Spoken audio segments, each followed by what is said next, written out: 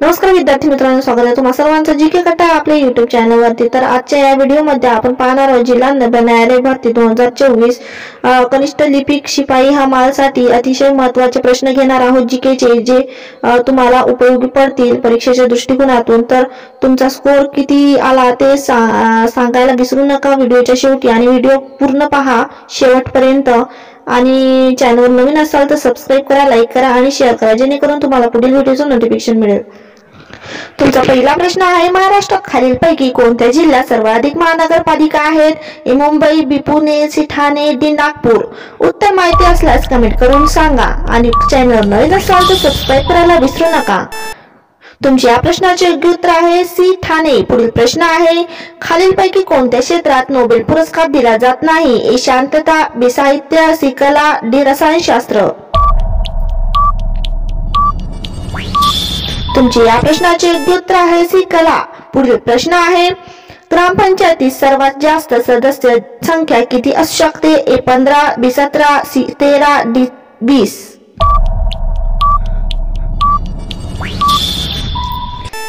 तर योग्य उत्तर आहे बी 17। पुढील प्रश्न आहे, कल्याण सोना ही कोणत्या धान्याची जात आहे? ए गहू, बी बाजरी, सी तांदूळ, डी ज्वारी।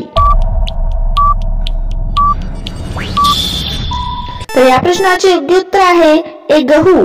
पुढील प्रश्न आहे, स्त्रियांना मतदानाचा हक्क सर्वप्रथम रिकाम्या जागा या देशाने बहाल केला? A Bharat, B New Zealand, C America, D England.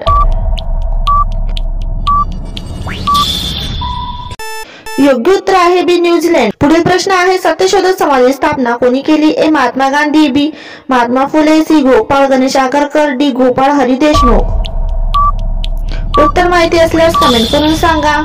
तर या प्रश्नाचे योग्य उत्तर आहे बी महात्मा फुले। पुढील प्रश्न आहे, धुळे जिल्ह्यातून खालीलपैकी कोणता राष्ट्रीय महामार्ग जातो? ए राष्ट्रीय महामार्ग 6, बी राष्ट्रीय महामार्ग 50, सी राष्ट्रीय महामार्ग 9, डी राष्ट्रीय महामार्ग 8। तुमचे योग्य उत्तर आहे ए राष्ट्रीय महामार्ग 6। पुढील प्रश्न आहे, देवीच्या 3.5 शक्तिपीठांपैकी आद्यपीठ कोणते? ए तुळजापूर, बी माहूर, सी कोल्हापूर, डी वणी, नाशिक। योग्य उत्तर आहे डी वणी, नाशिक। पुढील प्रश्न आहे, भारताच्या दृष्टीने राष्ट्रीय जलचर प्राणी कोणता? ए डॉल्फिन, गंगा नदी मधली, बी ऑक्टोपस, सी देवमासा, डी समुद्री साप। योग्य उत्तर आहे ए डॉल्फिन, गंगा नदी। पुढील प्रश्न आहे, ज्येष्ठ समाजसेवक अण्णा हजारे यांचे पूर्ण नाव काय? ए किसन बापूराव हजारे, बी कृष्णा बापूराव हजारे, सी अण्णा कृष्णा हजारे, किसन कृष्णा हजारे।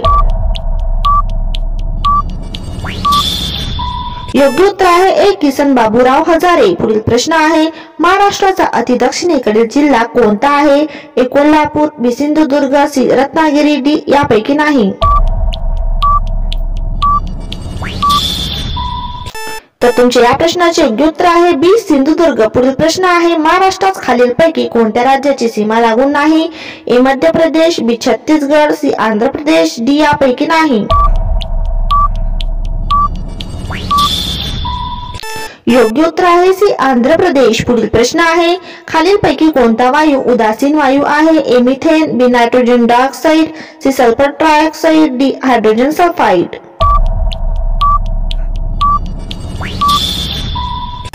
योग्य उत्तर आहे ए मिथेन।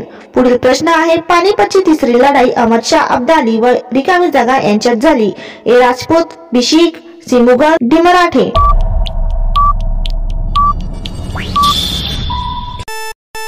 तुमचे योग्य उत्तर आहे डी मराठे। पुढील प्रश्न आहे, धर्मशाळा हा जिल्हा कोणत्या राज्यात आहे? ए उत्तराखंड, बी जम्मू काश्मीर, सी हरियाणा, डी हिमाचल प्रदेश।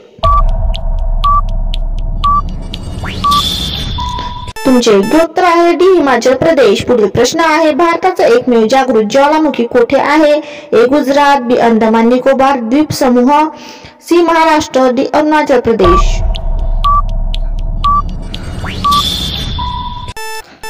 तुमचे या प्रश्नाचे योग्य उत्तर आहे बी अंदमान निकोबार द्वीप समूह। पुढील प्रश्न आहे, पंकज या शब्दाचा योग्य अर्थ सांगा? ए चिखलात पडलेला, बी चिखलाने माखलेला, सी चिखलात जन्मलेला, डी चिखलाशी संबंध असलेला।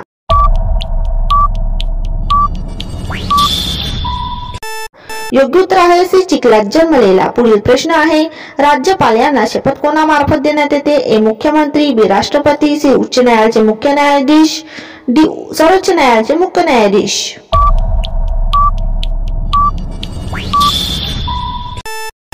योग्य उत्तर आहे सी उच्च न्यायालयाचे मुख्य न्यायाधीश। पुढील प्रश्न आहे, चांगुलपणा आहे कोणत्या प्रकारचे नाम आहे?